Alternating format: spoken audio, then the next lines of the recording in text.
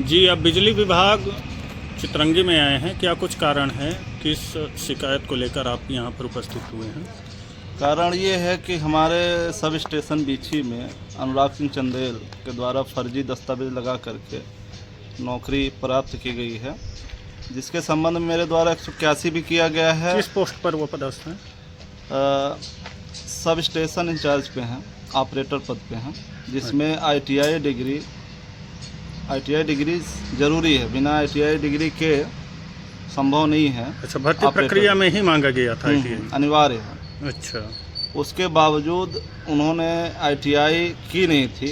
जब कक्षा 8वीं उनका समय था, तब वो 2014-15, 15-16 में आईटीआई की डिग्री फर्जी तरीके से बनवा लिए, और जबकि 10वीं उनका 2017 में पास आउट हुआ है। अच्छा, 10वीं के पहले ही ITI वो कर ली? 10वीं के पहले उनका आईटीआई कंप्लीट हो गया। और एक चीज़, आईटीआई के प्रमाण पत्र में मैंने सूचना अधिकार लगा करके जेई साहब के पास आईटीआई की दस्तावेज, 10वीं का दस्तावेज और 12वीं का दस्तावेज, मतलब उनकी शैक्षणिक योग्यता से संबंधित सभी दस्तावेज उपलब्ध कराए आरटीआई के थ्रू। तो उसमें इनके द्वारा जो दस्तावेज मिला मुझे, तो उस दस्तावेज में आरटीआई पूरे भारत में एनसीवीटी और एससीवीटी दो ही से हो सकता है, लेकिन उनके मार्कशीट में न एनसीवीटी है न एससीवीटी। वैसे इससे ही प्रमाणित होता है कि ये दस्तावेज फर्जी और अमान्य है। आपको तो प्रमाणित प्रत प्राप्त हुई होगी? प्रमाणित प्रत प्राप्त हुई है, आरटीआई के थ्रू आप रिकॉर्ड इकट्ठा किए हैं। तो यहाँ पर शिकायत पत्र भी किए हैं? शिकायत भी दिए हैं, लिखित में करीब आपके 1-1.5 महीने पहले दिए थे।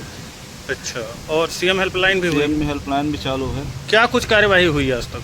अभी तक उनको सिर्फ विभाग अपने अधिकारी के बचाव में और खुद के बचाव में सिर्फ उनको उस पद से डिमोशन करके, अभी वो भी लिखित में मिला नहीं है कि डिमोशन किए हैं या नहीं किए हैं, डिमोशन करके उनको हेल्पर पद पे रख दिया गया अपने बचाव में। अच्छा, और जो वो मेन ऑपरेटर की जो तनख्वाह उठाए होंगे जी शुरुआत से, कितने वर्ष वो नौकरी किए होंगे ऑपरेटर? करीब 8 से 9 वर्ष से वो नौकरी कर रहे हैं। तो 8-9 वर्ष से ऑपरेटर की पेमेंट क्या रही होगी? ऑपरेटर की पेमेंट शुरुआत में 12,000 रुपये थी। 12,000? और अभी 17,000 रुपये है। अभी 17,000 है फिलहाल। और उस समय पर 12,000 रुपये थी। तो वो जैसे 7-8 वर्ष ऑपरेटर के पद पर पदस्थ थे? जी जी। तो और बाद में उनका डिमोशन किया गया? डिमोशन किया गया। वो किस पोस्ट पर?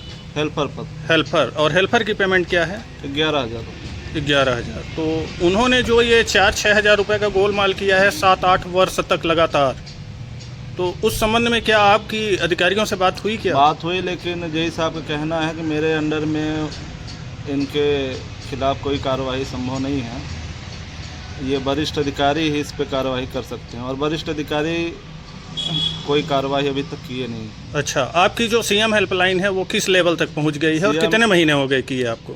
सीएम हेल्पलाइन को लगभग 49 दिन हो गए हैं टोटल, और लेवल 3 में।